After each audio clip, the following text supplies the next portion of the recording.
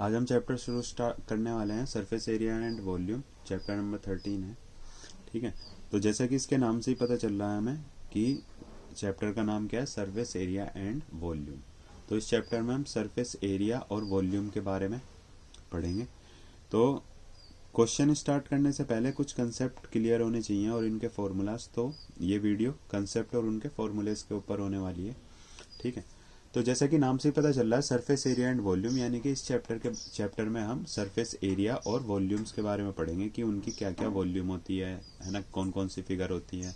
तो इसमें तुमने जो 9th में पढ़ा था उसका भी यूज़ होगा। जैसे 9th में जो सरफेस एरिया एंड वॉल्यूम था उसमें हमने क्या पढ़ा था, क्यूबॉइड, क्यूब, कॉन, सिलेंडर, है ना, हेमिस्फेयर, स्फेयर। तो 10th में एक फिगर और एक्स्ट्रा जुड़ जाती है, फ्रस्ट्रम। ठीक है, तो ये तो है सिलेबस की। हालांकि टर्म 2 में जो आपका सिलेबस आ रहा है उसमें फ्रस्ट्रम नहीं है, तो वो इसमें नहीं पढ़ेंगे। पर बाकी होता क्या है, सरफेस एरिया और वॉल्यूम होती क्या है। तो एरिया कोई भी हो, एरिया क्या होता है, जितना स्पेस 2 डायमेंशन में आ सकता है, या कोई फिगर 2 डायमेंशन में कितना स्पेस घेरती है, कितना स्पेस ऑक्यूपाई करती है, वो क्या होता है उसका एरिया। ठीक है, जितना वो 2 डायमेंशन में ऑक्यूपाई करेगी। ठीक है, और जितना स्पेस कोई फिगर 3 डायमेंशन में ऑक्यूपाई करती है वो क्या होती है, उसकी वॉल्यूम। ठीक है, तो यहाँ पे ये चीज़ समझना जरूरी है कि एरिया 2 डायमेंशनल होता है और वॉल्यूम 3 डायमेंशनल होती है। ठीक है, जैसे 2 डायमेंशन में हमने कौन कौन सी फिगर देखी है, जैसे सर्कल हुआ, स्क्वायर हुआ, रेक्टेंगल हुआ, ट्राइंगल हुआ, ये सारी क्या है 2 डायमेंशन में होती है फिगर। इनकी आपने कभी वॉल्यूम नहीं देखी होगी, है ना, कभी स्क्वायर की वॉल्यूम नहीं देखी होगी, रेक्टेंगल की वॉल्यूम नहीं सुनी होगी। इनका क्या होता है हमेशा एरिया। वॉल्यूम किसकी होती है, क्यूब की, क्यूबॉइड की, और जो हम आगे पढ़ेंगे उनकी। ठीक है, अब इस चैप्टर में हम 3 तरह के फॉर्मूले पढ़ेंगे। कौन कौन से, CSA यानी कि कर्व्ड सरफेस एरिया, और लेटरल सरफेस एरिया भी बोला जाता है। ठीक है, TSA टोटल सरफेस एरिया। ठीक है, जो वो टोटल सरफेस एरिया होगा उसका जितना वो ऑक्यूपाई कर सकती है मैक्सिमम। और कर्व्ड सरफेस एरिया क्या होता है, उसका जो ऊपर का और नीचे का एरिया जो है फिगर में, वो हम क्या कर देंगे, इग्नोर कर देंगे। जैसे आपने लूडो खेली होगी बचपन में, तो लूडो में 6 फेस होते हैं, है ना। अगर मैं इसका ऊपर का और नीचे का हटा दूं तो मेरे पास कितने स्क्वायर बचेंगे, 4। ठीक है, 4 स्क्वायर बचेंगे।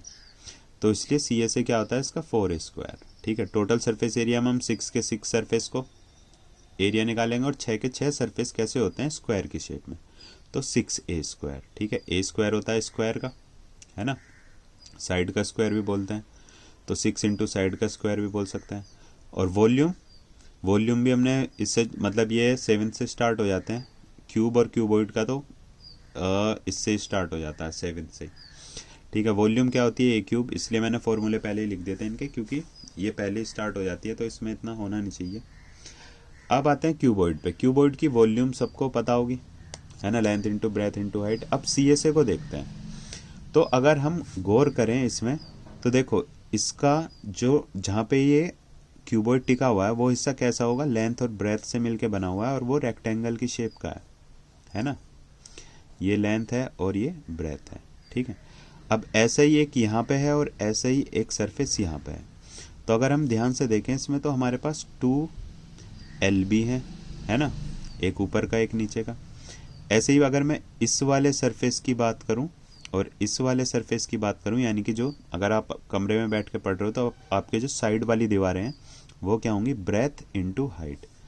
तो हमारे पास 2BH है। और ऐसे ही अगर आप सामने वाली दीवार को देखेंगे तो लेंथ इंटू हाइट है ना, और एक दीवार आपके सामने होगी ऐसी लेंथ इंटू हाइट वाली, और एक पीछे होगी, तो 2 लेंथ इंटू हाइट है हमारे पास, LH। तो ये है टोटल सरफेस एरिया। अब CSA की बात करते हैं, तो ऊपर और नीचे का हटा देते हैं, यानी कि ये एरिया हम हटा देंगे।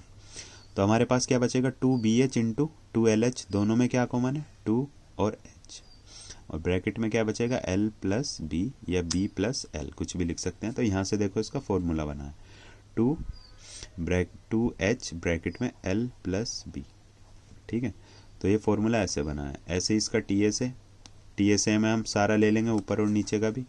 तो TSA का फॉर्मूला क्या होता है 2LB plus BH plus HL।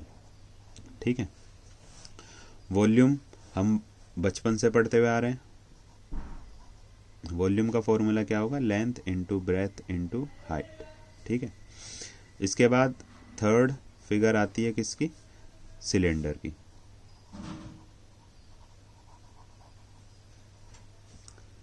Cylinder की कैसी शेप होती है, ये सिलेंडर की शेप होती है, ये रेडियस और ये हाइट। ठीक है, अब इसका CSA कितना होगा। ठीक है, इसका CSA कैसे निकलता है वो देख लो।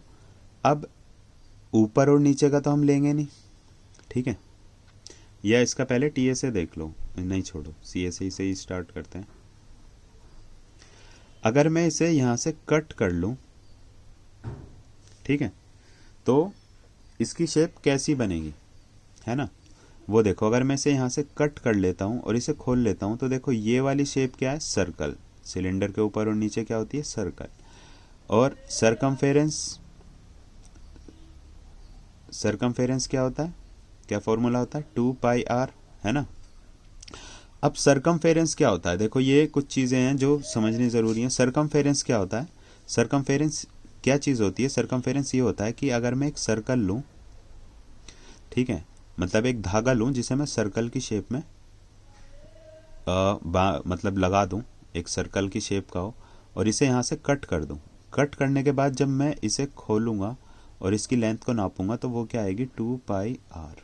ठीक है, मतलब सरकमफेरेंस क्या होता है, इस वाली बाउंड्री की लेंथ। तो अगर मैं इसे यहाँ से काट के, ये एक पेपर की तरह है, जैसे हम पेपर को रोल कर लेते हैं ऐसे, तो जब हम पेपर को खोलेंगे तो वो कौन सी शेप का होगा, रेक्टेंगल। तो अगर मैं इसे फिर खोल लूं तो ये कैसा हो जाएगा, इस शेप का हो जाएगा कुछ। भाई पहले ये रोल बना हुआ था इसका ऐसा ही,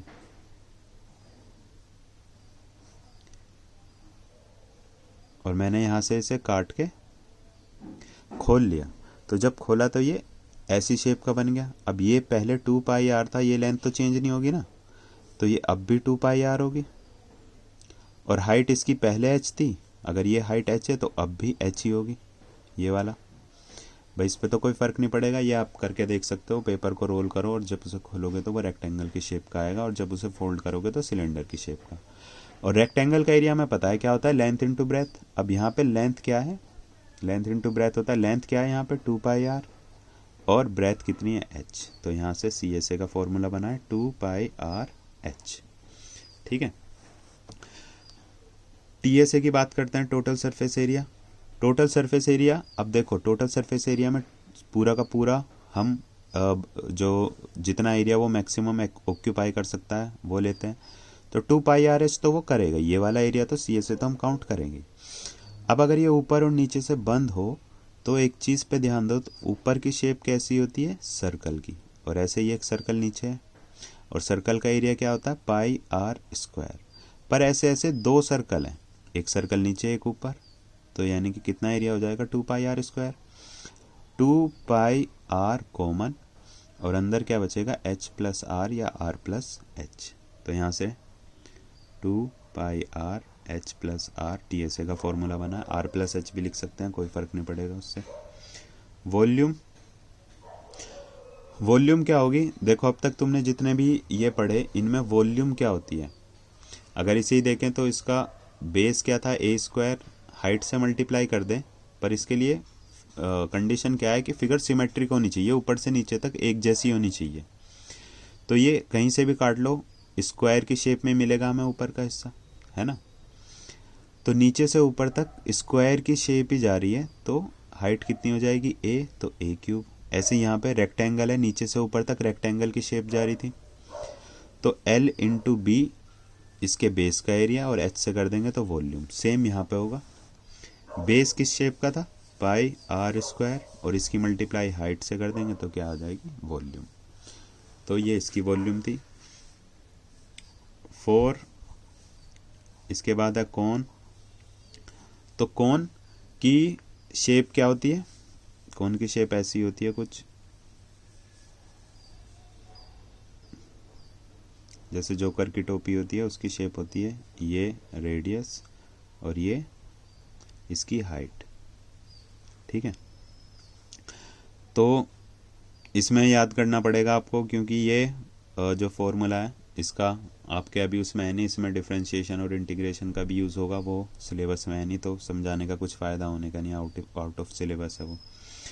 तो सी एस ए क्या होता है इसका, पाई आर एल। अब ये एल क्या होती है, एल होती है ये स्लैंट हाइट, एल, इसमें कंफ्यूज नहीं होना, ये स्लैंट हाइट है और ये हाइट है। ठीक है, टी एस ए देखो, स्लैंट हाइट तो ये वाला एरिया हुआ सारा का सारा, जिसमें हमने ऊपर पॉइंट है, पॉइंट का एरिया 0 होता है, नीचे वाला एरिया छोड़ दिया था। पर जब हम टोटल सरफेस एरिया लेंगे तो पाई आर एल में एक और एरिया ऐड हो जाएगा जो कि इसके बॉटम का है, और बॉटम सर्कल की शेप का है, तो pi r square, pi r common है यहाँ पे, तो ब्रैकेट में क्या बचेगा, एल प्लस आर, यहाँ से भी एक आर कॉमन लिया तो एक आर बच जाएगा। तो टी ए से क्या होता है इसका, पाई आर ब्रैकेट में एल प्लस आर, और वॉल्यूम का फॉर्मूला इसके सिलेंडर के जैसे ही है, 1/3 पाई आर स्क्वायर एच। फिफ्थ है स्फेयर। स्फेयर सर्कल की शेप नहीं होती, स्फेयर शेप होती है, जैसे कि अर्थ है या मून है या फिर फुटबॉल होती है, वो स्फेयर की शेप होती है। तो सी ए से ऊपर और नीचे का एरिया छोड़ देते हैं हम, पर ऊपर भी एक पॉइंट है और नीचे भी एक पॉइंट है ना, ऊपर कोई है ही नहीं कोई शेप, केवल एक पॉइंट है जिस पे टच हो रहा होगा, तो 4 पाई आर स्क्वायर। और टी एस ए में अगर हम उस पॉइंट का एरिया कैलकुलेट भी कर लेंगे तो भी कोई फ़र्क नहीं पड़ेगा, 4 पाई आर स्क्वायर ही रहेगा। और वॉल्यूम 4/3 पाई आर क्यूब, अगर इसका रेडियस आर है हमारे पास। यहाँ पे हाँ, कौन में एक और चीज़ रह गई थी, इसमें कई बार स्लैंट हाइट पूछ लेते हैं, तो स्लैंट हाइट का आप देखो, ध्यान से देखो, फॉर्मूला रटने की ज़रूरत नहीं है, ये एक राइट ट्राइंगल बन रहा है ना, राइट ट्राइंगल बन रहा है ना ये, तो हाइपोटेन्यूज जो है वो एल है और परपेंडिकुलर एच और बेस आर। तो पाइथागोरस थ्योरम क्या बोलती है कि हाइपोटेन्यूज का स्क्वायर इक्वल्स टू बेस का स्क्वायर प्लस परपेंडिकुलर का स्क्वायर, है ना। तो इसी से इसका फॉर्मूला बना है, L square equals to H square plus R का स्क्वायर। अगर हम स्क्वायर हटाएंगे तो एक साइड से स्क्वायर हटता है तो दूसरी साइड पर अंडर रूट लग जाता है। ये है एल का फॉर्मूला। ठीक है, याद करने की ज़रूरत नहीं है, पाइथागोरस थ्योरम से आसानी से निकाल सकते हो। ठीक है, तो ये हो गया स्फेयर का। अब आते हैं किस पे, सिक्स्थ जो है हेमिस्फेयर।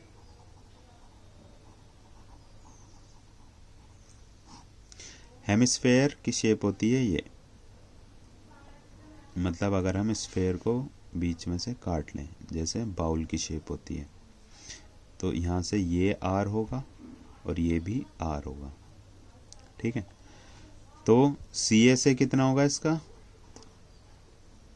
क्योंकि स्फेयर का हाफ है तो 2 पाई आर स्क्वायर। टी ए से देखो, हमारा सी ए से 2 पाई आर स्क्वायर था, पर अगर हम ध्यान से देखें तो यहाँ पे एक सरफेस और ऐड हो रहा है सर्कल की शेप का, है ना, तो पाई आर स्क्वायर, तो ऐड होकर कितना हो जाएगा, 3 पाई आर स्क्वायर। और वॉल्यूम भी हाफ हो जाएगी, कितनी, 2/3 पाई आर क्यूब। ठीक है, तो ये फिगर हैं जो टर्म 2 में आ रही हैं।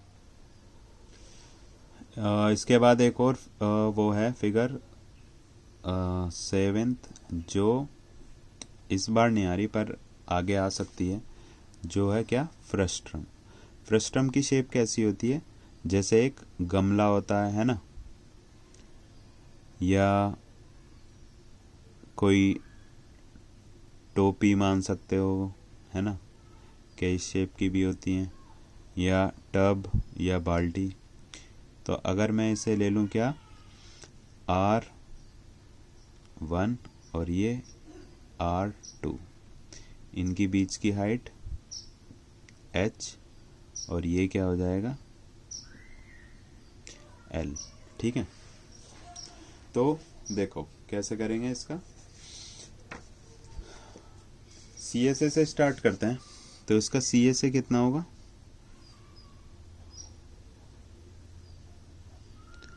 फ्रेश टर्म, ठीक है। तो देखो सी एस ए होगा इसका कितना, पाई आर, कौन के जैसे ही होता है, ठीक है। बस थोड़ा थोड़ा अंतर है, वो देखो जहाँ जहाँ पे आर है वहाँ पे r one plus are two आता जाएगा। तो pi r one plus are two l, देखो इसका सी एस ए क्या था, पाई आर एल, और इसका pi r one plus are two l. अब टी एस ए, देखो टी एस ए क्या होगा इसका, इसका टी एस ए कितना था, पाई आर एल प्लस आर, ठीक है। तो सी एस ए तो काउंट होगा इसमें, pi r one plus are two l, ठीक है, प्लस पाई आर वन का स्क्वायर, एक स्क्वायर नीचे, एक सर्कल नीचे ऐड हो रहा है और एक सर्कल ऊपर, प्लस पाई आर टू का स्क्वायर, ठीक है। वॉल्यूम, वॉल्यूम भी उसकी तरह ही है, 1/3 पाई। अब आर की जगह यहाँ पे क्या यूज होगा, देखो आर की जगह क्या यूज होगा, 1/3 एच, एच तो चेंज होगा नहीं, है ना। तो 1/3 पाई एच ब्रैकेट में आर वन का स्क्वायर प्लस आर टू का square plus R one R two, ठीक है। ये इसके वॉल्यूम का फॉर्मूला है। तो सेम वैसे ही है, बस ज़्यादा अंतर नहीं है इसमें, ठीक है। तो ये थे इसके कंसेप्ट और फॉर्मूले की कौन से कंसेप्ट पे ये बेस्ड है। अब अगली एक्सरसाइज 13.1 स्टार्ट करेंगे, तब देखना कैसे यूज़ करना है इनका, ठीक है।